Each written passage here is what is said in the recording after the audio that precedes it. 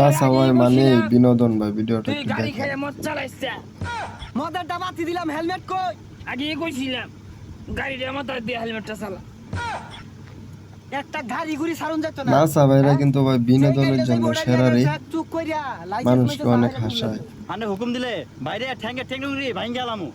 একটা গাড়ি ঘুরি সার নাই, কেউ তো সার নাই। দেশের অবস্থা ভালো না। আয় গাড়ি আইতাছে, এই গাড়ি।